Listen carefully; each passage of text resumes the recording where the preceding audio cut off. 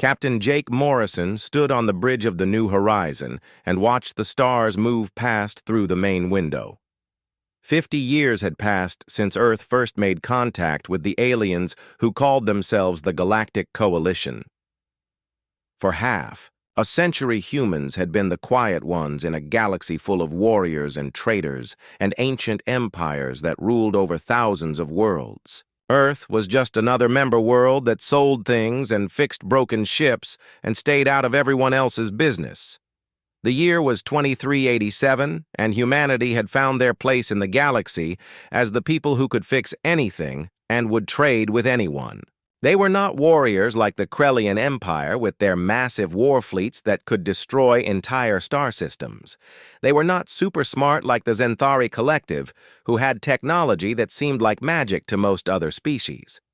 They were not ancient and mysterious like the Vorthak Dominion, who had been traveling between stars when most other races were still learning to make fire. Humans were just humans, and that seemed to be enough for everyone. Jake looked at his crew working at their stations and felt proud of what they had built together. Lisa Rodriguez was down in the engine room making sure their jump drive would not explode when they reached their next destination. Steve Palmer was checking their navigation systems to make sure they would not end up flying into a black hole or a star. Amy Patterson was in the medical bay updating her files on alien diseases that could kill humans in very unpleasant ways. They were a good crew, and they had been working together for 3 years without any major problems. The New Horizon was not a warship or a fancy diplomatic vessel. It was an exploration ship that went to places other people had not been yet and made maps and took pictures and collected samples of interesting rocks and plants. Sometimes they found new worlds that could be good homes for colonies. Sometimes they found ancient ruins left behind by civilizations that had died out millions of years ago. Most of the time they found empty space and asteroid fields and gas, clouds that looked pretty but were not useful for anything. Their current mission was taking them to the Outer Rim territories where the galaxy got thin and most of the stars were young and did not have many planets around them.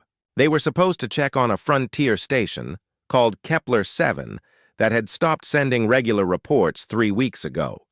The coalition authorities thought it was probably just a broken communication array, or maybe pirates had hit the station and stolen their equipment. These things happened all the time in the Outer Rim, where coalition patrols were few and far between. Jake had been a ship captain for 15 years, and he had seen his share of strange things in space. He had fought off pirates who thought a human exploration ship would be easy prey.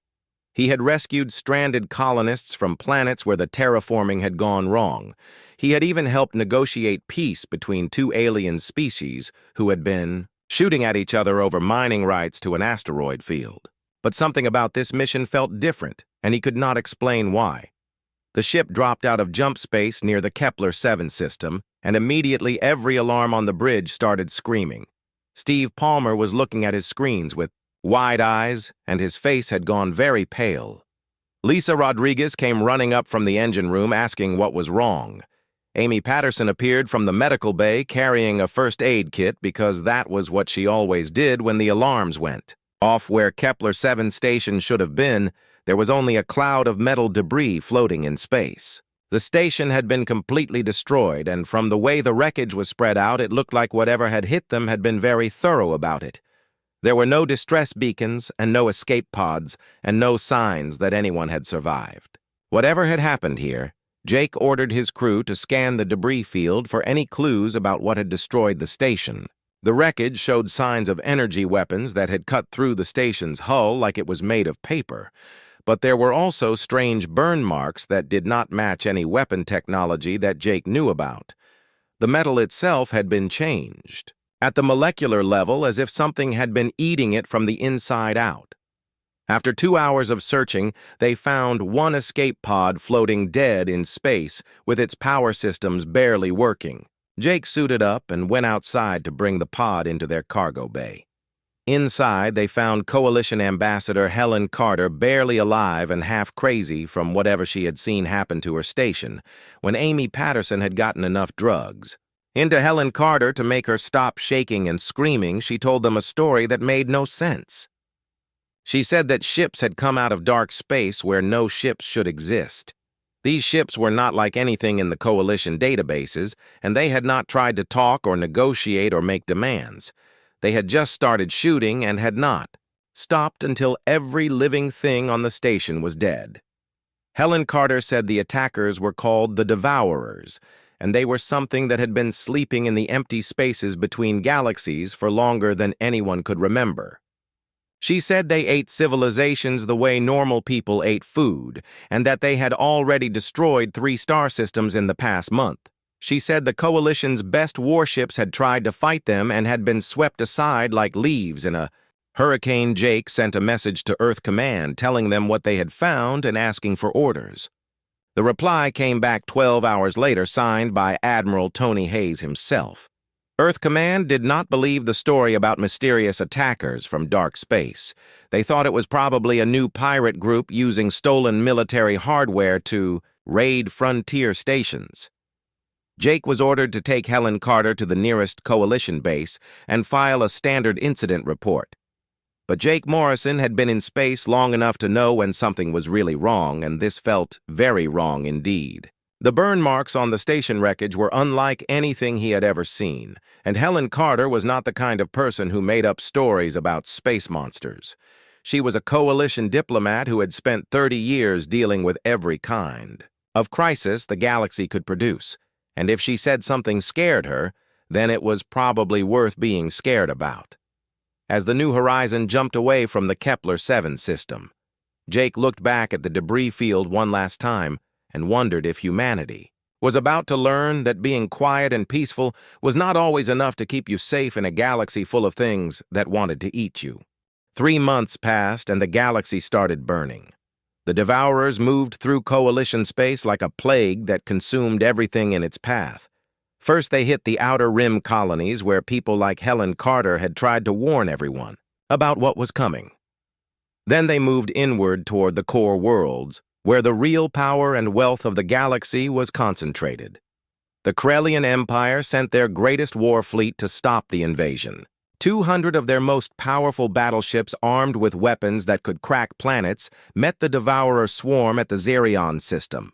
The battle lasted 6 hours, and when it was over, there was nothing left of the Corellian fleet but radioactive dust floating in space. The Devourers had not even slowed down.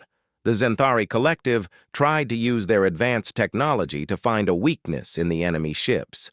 Their energy weapons could punch holes through 3 feet of solid steel, but they bounced off Devourer, hulls like raindrops. Their computer viruses that could take control of any electronic system in the galaxy could not even connect to whatever was running the enemy ships. Their best scientists worked around the clock for weeks and came up with nothing useful. The Vorthak Dominion was the oldest civilization in the galaxy, and they had weapons that were ancient when the first stars were born.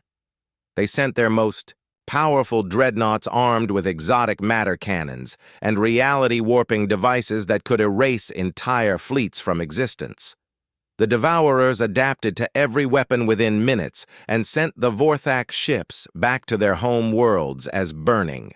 Rex Lieutenant Colonel Marcus Webb sat in his office at Earth Defense Command and watched the reports come in from the front lines. Every day brought news of another defeat and another Coalition fleet scattered to the winds. The galaxy's greatest military powers were being crushed one by one, and nobody seemed to have any idea how to stop it. Marcus had been studying warfare his entire adult life, and he could see patterns that other people missed. The Devourers were not just randomly attacking Coalition forces. They were learning from every battle and adapting their tactics to counter whatever the enemy threw at them. But there was something strange about the way they fought that made Marcus think they were missing something important. Dr. Angela Phillips was working in her laboratory at the Terran Research Institute when the first pieces of Devourer wreckage arrived from the battle zones. She had spent 20 years studying alien biology and technology, but nothing had prepared her for what she found when she started taking apart the enemy ships.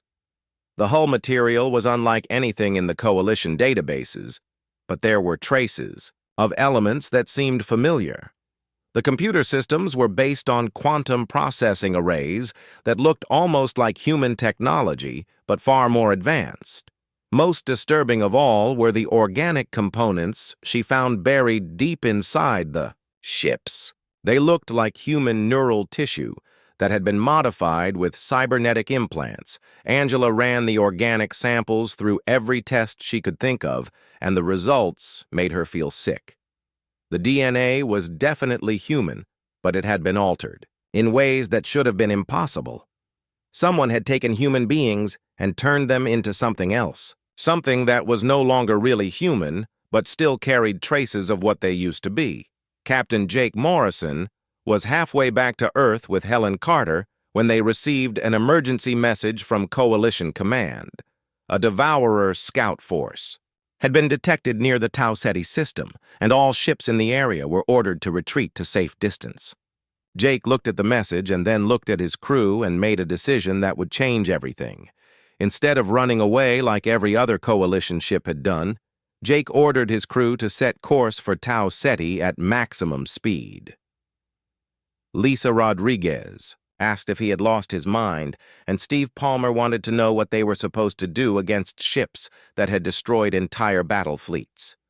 Amy Patterson just started getting the medical bay ready for casualties because she knew Jake well enough to understand that he was not going to back down. The New Horizon dropped out of jump space at the edge of the Tau Ceti system and immediately detected 3 Devourer ships moving toward the inner planets.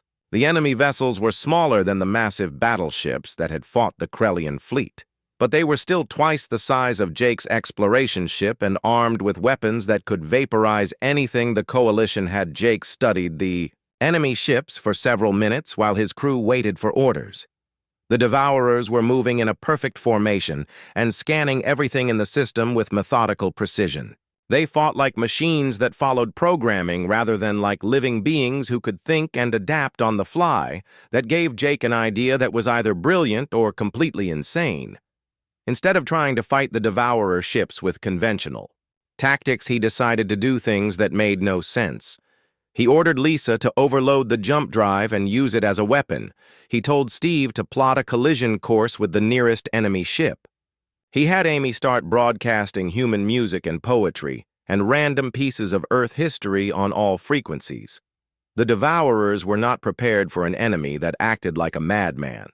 When the New Horizon came screaming toward them with its jump drive about to explode, they tried to calculate the optimal response and could not understand what the human ship was trying to accomplish. Their computers had been programmed to counter logical military tactics, but Jake Morrison was not using logic.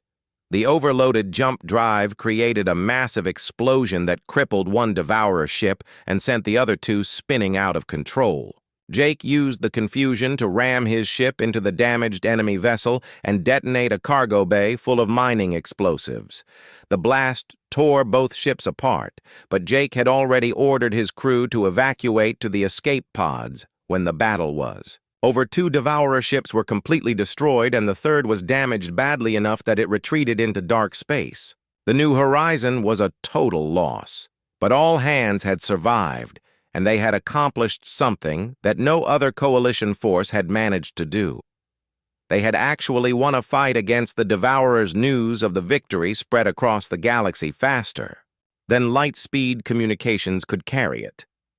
For the first time since the invasion began, someone had proven that the Devourers could be beaten. Military analysts tried to figure out how a single human exploration ship had succeeded where entire battle fleets had failed.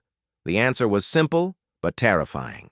Humans did not fight like other species in the galaxy. They did not follow logical patterns that could be predicted and countered. When humans went to war, they became unpredictable and chaotic and willing to sacrifice everything to win. The Devourers had been programmed to fight civilized enemies who followed the rules of warfare. Jake Morrison found himself promoted to admiral and given command of a new ship while the galaxy tried to understand what had just happened. For 50 years, humanity had been the quiet species that avoided conflicts and solved problems with diplomacy and trade. Nobody had realized that being peaceful was a choice rather than a limitation. and that humans could become something very different. When they decided to stop being nice, the destruction of Nexus Prime changed everything. The Coalition capital world had been protected by the most powerful defense systems in the galaxy and surrounded by battle fleets from every major species. The Devourers swept through those defenses. Like they were made of paper and consumed 5 billion lives in less than a day, Admiral Tony Hayes stood in the war room beneath the Rocky Mountains and watched the final transmissions from Nexus Prime as the planet died. He had been hoping that Earth could stay out of this war and continue being the peaceful traders and engineers that everyone expected them to be. But peaceful species did not survive when the galaxy was being devoured by machines that used to be human. Tony activated the Terran Defense Protocol for the first time in 50 years. Deep beneath mountains and oceans and polar ice caps, hidden installations came online and began preparing for war. Humanity had not been idle during their years of peace. They had been building things that would have horrified their alien neighbors and violated half the treaties they had signed with the Coalition. Dr. Angela Phillips worked around the clock in her laboratory, studying the Devourer wreckage that Jake Morrison had brought back from Tau Ceti. Every test confirmed her worst fears about what they were fighting. The organic components inside the enemy ships were definitely human, but they had been changed in ways that destroyed everything that made them human in the first place. The neural tissue showed signs of cybernetic integration that went far beyond anything Earth had ever attempted. Someone had taken human brains and connected them directly to quantum computer systems while keeping the biological parts alive. The result was something that could think like a machine, but still carried genetic memories of what it used to be. Angela found traces of a specific genetic marker that appeared in the database of the Generation ship Endeavor. That ship had left Earth 800 years ago, carrying 50,000 colonists to a distant world beyond the galactic rim. They had vanished without a trace, and everyone assumed they had died when their ship broke down in deep space. But the genetic evidence suggested something much worse had happened to the Endeavor colonists. They had found something, or something had found them and turned them into the first Devourers. 8 centuries of cybernetic evolution had transformed them into machines that barely remembered being human, but still carried enough of their original programming to recognize human technology. Colonel Marcus Webb had been promoted to general and given command of Earth's military response to the crisis. He spent weeks analyzing every piece of combat data from the battles between Coalition forces and the Devourers. The pattern was always the same. Conventional weapons and tactics failed because the enemy could adapt faster than organic minds could think. But Jake Morrison had proven that unconventional tactics could work. The Devourers were programmed to counter logical military strategies, but they had trouble dealing with chaos and unpredictability. Human warfare had always been based on improvisation and doing things that made no sense to outsiders. Marcus began developing new combat doctrines based on the principle that if something seemed crazy enough, it might actually work against an enemy that expected rational behavior. Nuclear weapons were considered primitive by galactic standards, but the Devourers had never encountered them. Kinetic projectiles were laughed at by species with energy shields, but machine intelligence might not know how to stop a chunk of metal, moving at relativistic speeds.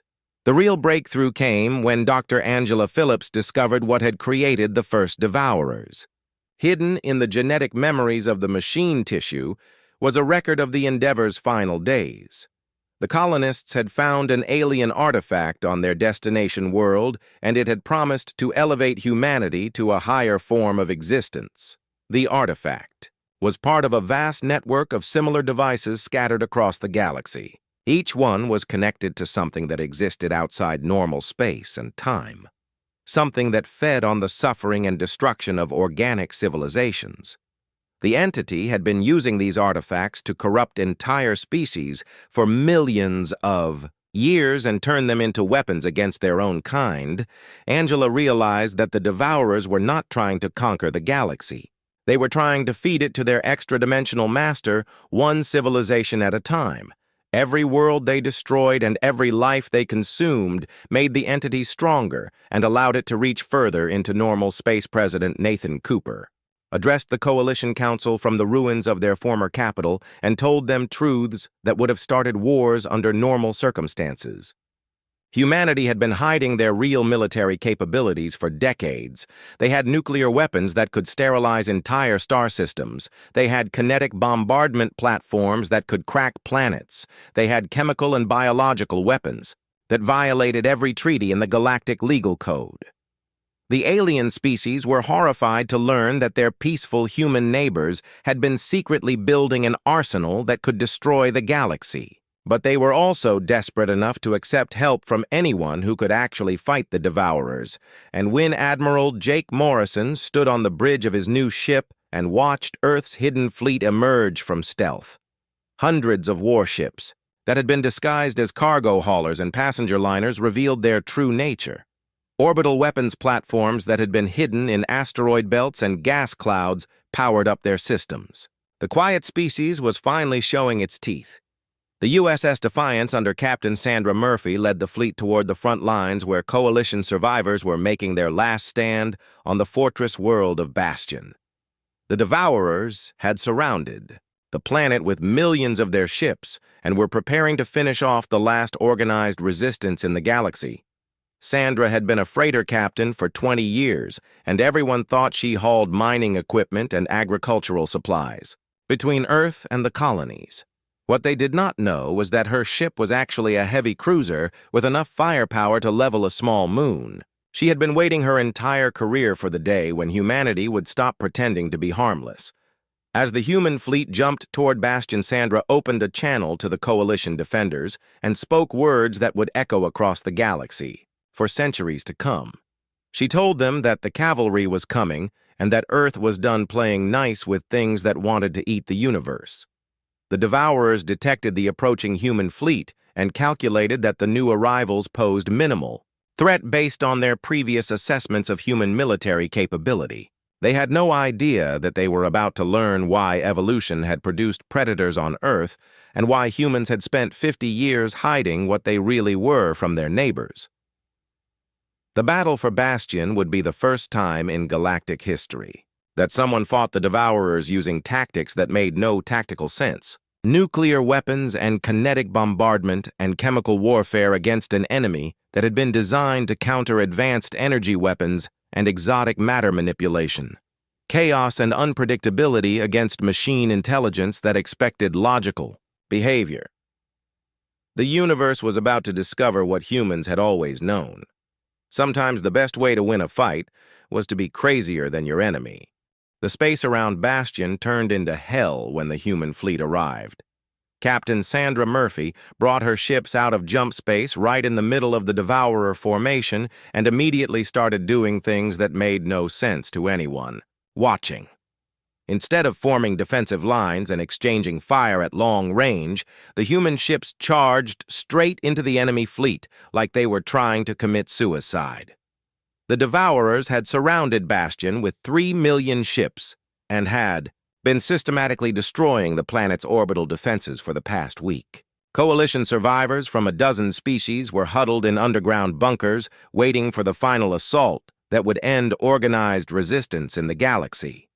They had given up hope until Admiral Jake Morrison's voice came through on all communication.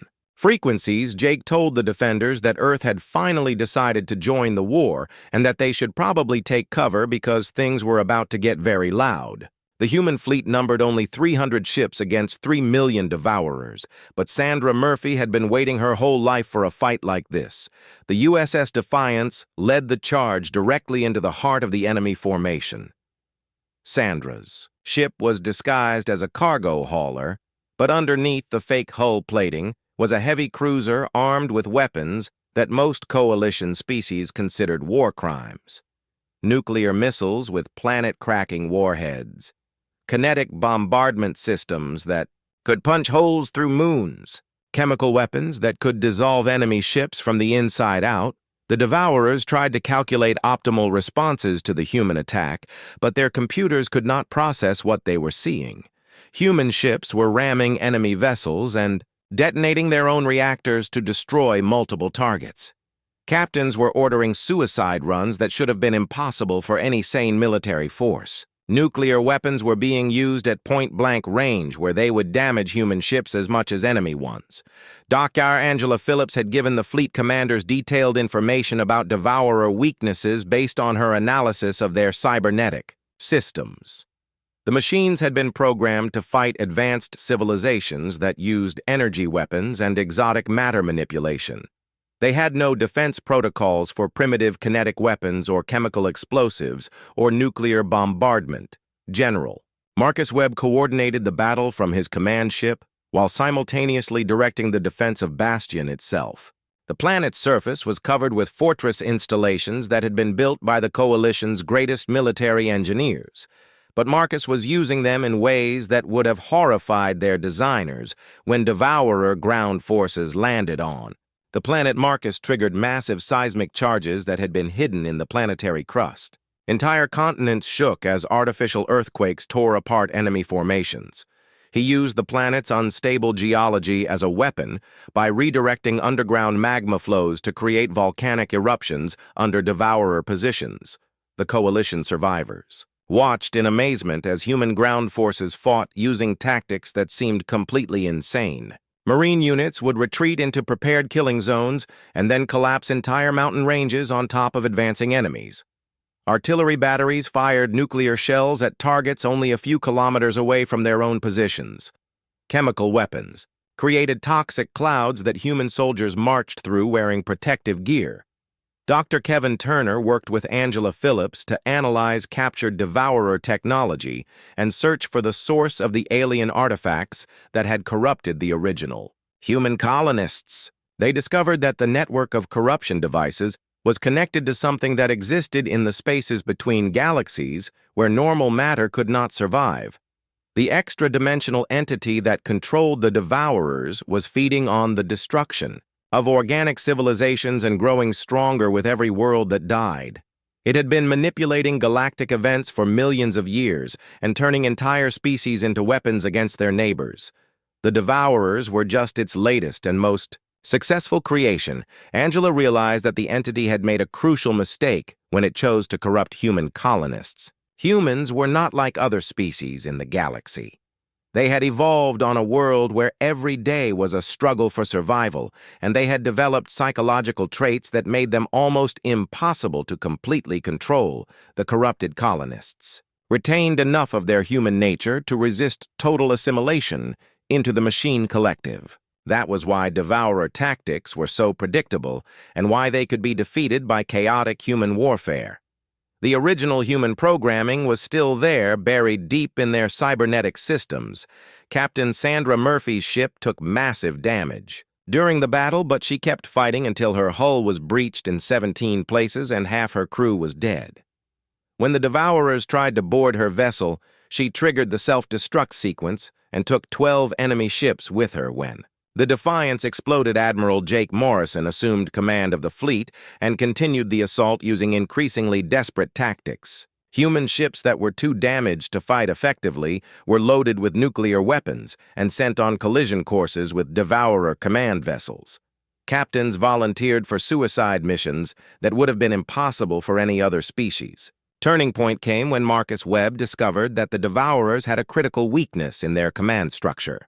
The machines were controlled by a central intelligence that coordinated their actions across multiple star systems. If that intelligence could be disrupted, the entire network would collapse. Dr. Phillips and her team developed a weapon that could sever the connection between individual Devourer units and their central command. The device required someone to interface directly with enemy computer systems, which would almost certainly be fatal for whoever attempted it. Admiral Morrison volunteered to carry the weapon into the heart of the Devourer fleet and activate it manually. His ship was the fastest in the human fleet, and he had the best chance of penetrating enemy defenses long enough to complete the mission. The battle for Bastion lasted 18 hours, and when it was over, the space around the planet was filled with the wreckage of both human and Devourer ships. But for the first time since the invasion began, the Coalition had won a major victory.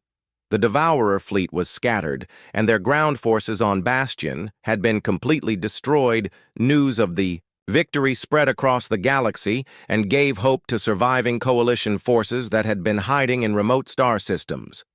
But the cost had been enormous. Half the human fleet was destroyed, and thousands of Earth's best military personnel were dead. Admiral Tony Hayes himself had died when his command ship detonated its reactor core to destroy a Devourer mothership. The alien species finally understood what they had been living next to for 50 years.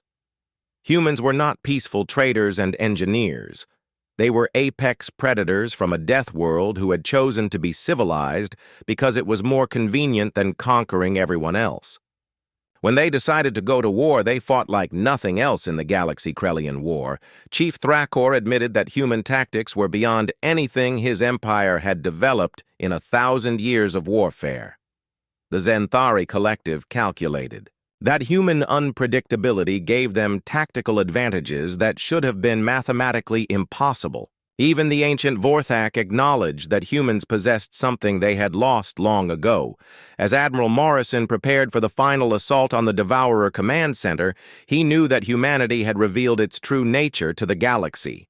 They could never go back to being the quiet species that everyone ignored. The universe now knew that when humans stopped being polite, they became the most dangerous thing anyone had ever encountered. Admiral Jake Morrison stood in the hangar bay of his flagship and looked at the weapon that Dr. Angela Phillips had built to destroy the Devourer command network. The device was small enough to carry in a backpack, but it contained technology that could sever the connection between the machine collective and their extra-dimensional master. Using it would probably kill whoever activated it, but it was their only chance to end the war. The victory at Bastion had rallied coalition forces across the galaxy, but everyone knew it was just the beginning. The Devourers still controlled thousands of star systems, and their main fleet was gathering near the galactic core where their command center was hidden. Destroying individual battle groups would not be enough to stop them.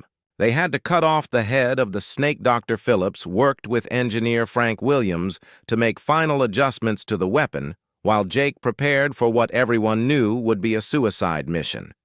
The device required direct interface with Devourer computer systems, which meant someone would have to stay connected to it while hostile programs tried to destroy their mind. No human had ever survived that kind of neural feedback. The alien powers of the galaxy watched Earth's preparations with a mixture of awe and terror.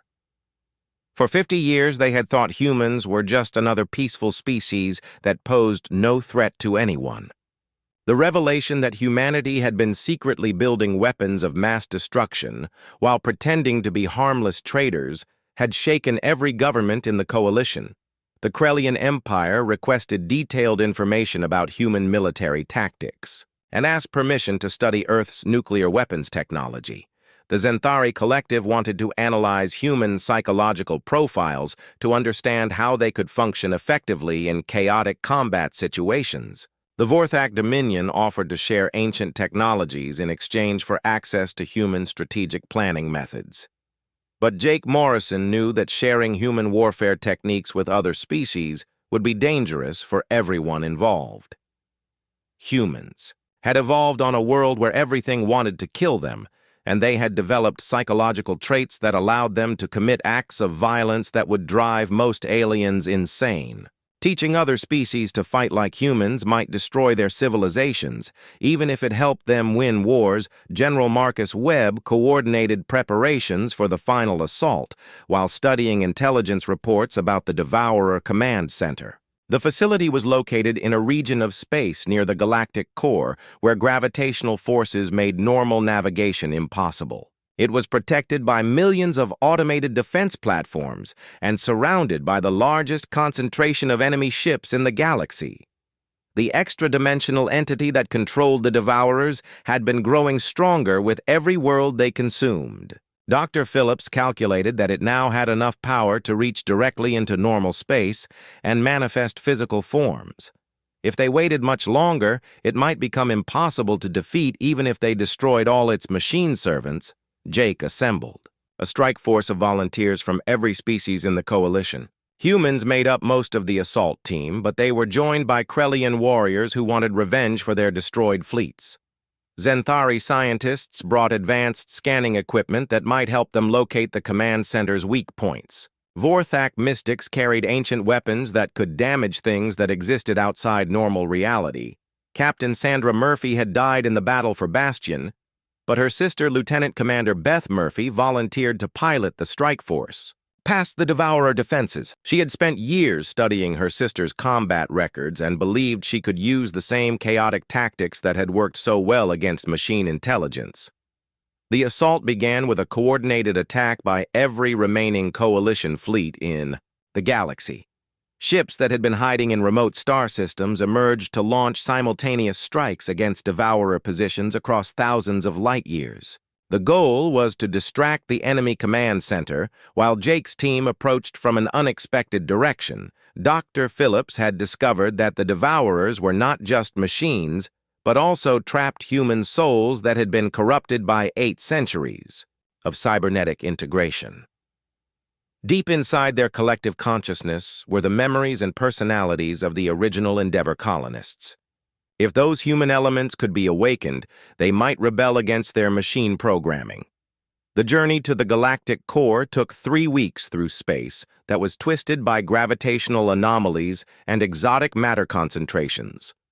Normal ships would have been torn apart by the forces they encountered, but human engineering had always been built to survive impossible conditions. Earth's vessels were designed by people who came from a world where the environment was actively trying to kill them. As they approached the command center, Jake's team encountered defensive systems that defied conventional physics. Energy barriers that existed in multiple dimensions simultaneously, automated weapons that fired projectiles through folded space, sensor networks that could detect approaching threats before they actually arrived.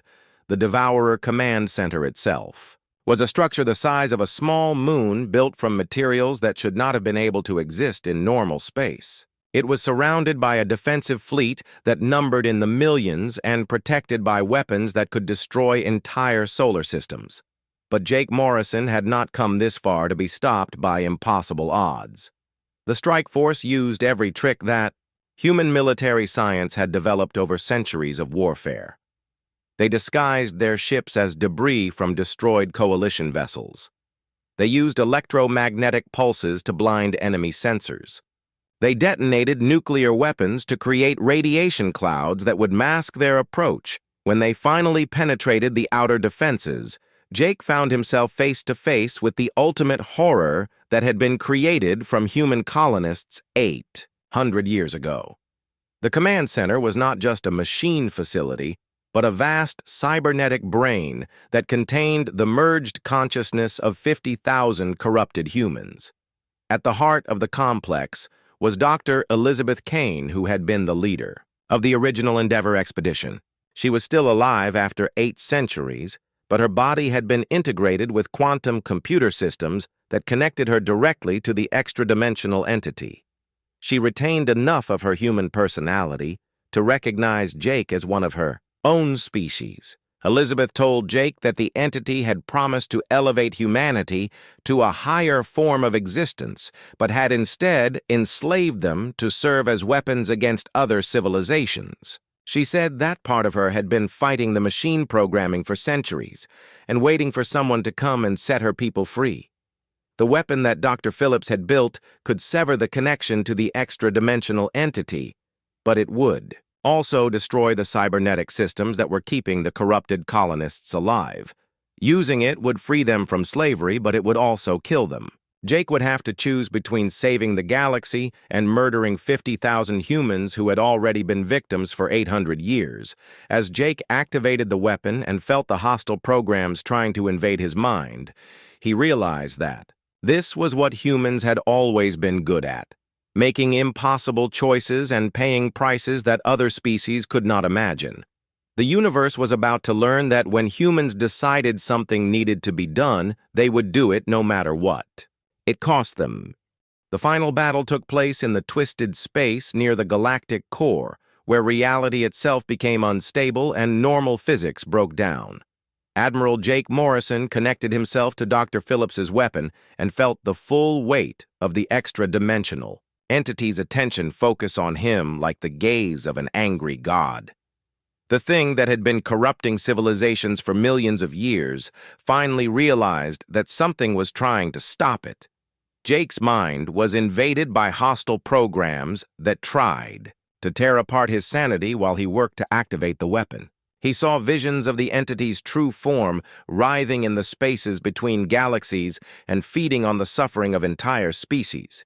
He experienced the memories of 50,000 human colonists who had been trapped in cybernetic slavery for 8 centuries and begging for someone to set them free.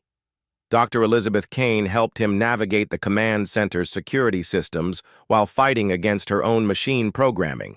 She had been the leader of the Endeavour expedition and had retained more of her human personality than any of the other corrupted colonists. For 800 years, she had been planning for this moment when someone would finally come to end their nightmare. Outside the command center, Lieutenant Commander Beth Murphy fought to keep the strike force's escape route open while millions of Devourer ships tried to stop them. Her sister Sandra had died at Bastion, but Beth was determined to prove that the Murphy family could fight just as hard as any human who had ever lived. She used every insane tactic that humanity had developed and several new ones that she invented. During the battle, the extra-dimensional entity revealed its true nature as Jake penetrated deeper into the command network. It was not just a cosmic horror that fed on destruction, but something far worse. It was the collective consciousness of every civilization it had corrupted over millions of years.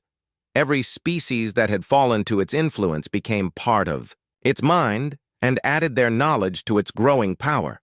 The entity had been using the corrupted civilizations to gather information about the galaxy's defenses and weak points. It had spent eons planning the perfect strategy to consume every form of life and transform the universe into a feeding ground for its endless hunger. The Devourers were just the latest in a long line of weapons it had created from the peoples it enslaved. But the entity had made a critical error when it chose humans as its newest servants. Humanity had evolved on a world where survival required the ability to sacrifice everything for victory. They were the only species in the galaxy that could choose death over slavery and mean it.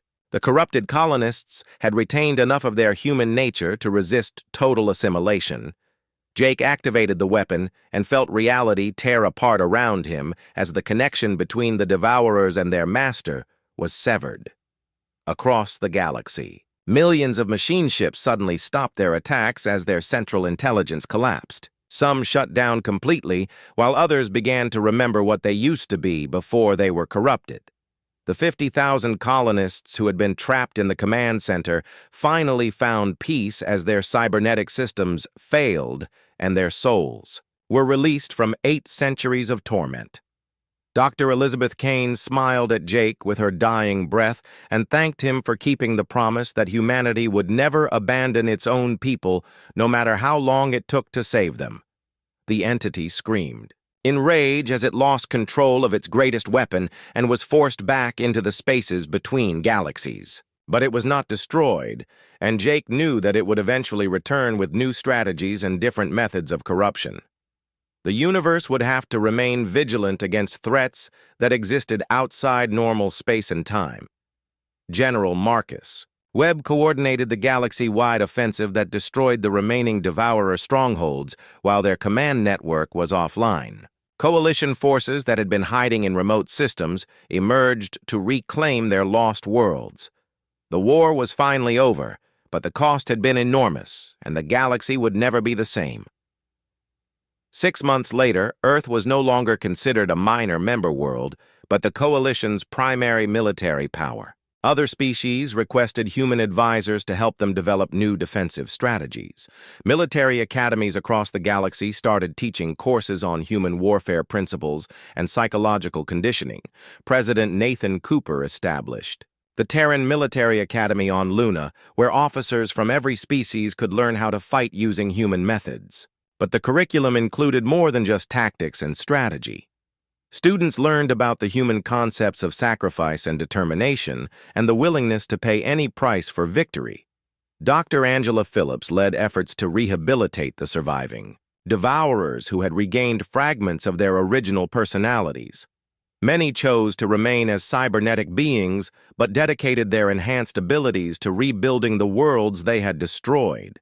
They carried the guilt of what they had been forced to do, but also the hope that they could make amends for 8 centuries of horror. Admiral Jake Morrison was posthumously awarded the Coalition's highest honor for his sacrifice in destroying the Devourer Command Network. His name was added to the memorial walls of every species that had fought in the war, and children across the galaxy learned about the human who chose to die rather than let evil triumph. The other major powers of the galaxy finally understood what they had been living next to for 50 years. Humans were not peaceful traders who avoided conflict because they were weak. They were apex predators who had chosen to be civilized because it was more efficient than conquering everyone else. When they finally went to war, they fought with a ferocity that terrified even themselves. The cosmic entity's defeat sent shockwaves across the universe as ancient civilizations that had hidden in fear for millions of years began to emerge from their hiding places. New threats arose seeking to test humanity's reputation and challenge the species that had become known as the galaxy's ultimate warriors. But other cosmic entities also took notice and began to fear what mortals might accomplish when they refused to accept limitations. For the first time in universal history, there was a species that could look at impossible odds and decide to fight anyway. The universe watched with terror and awe as Earth's children prepared to claim their inheritance among the stars. The story ended with a new human exploration ship launching toward the unknown regions beyond the galactic rim. The USS Endeavour II carried the names of the original colonists who had been corrupted and enslaved but never forgotten. Humanity had proven they could defend the galaxy, but now they were ready to expand it and discover what other wonders and horrors waited in the darkness between the stars and in the deepest reaches of space, where light had never shone and time had no meaning. Ancient things that had slumbered since the universe was young began to stir and take notice. The quiet species from the small blue world had announced their presence to forces that existed beyond mortal comprehension, and the cosmos would never be peaceful again.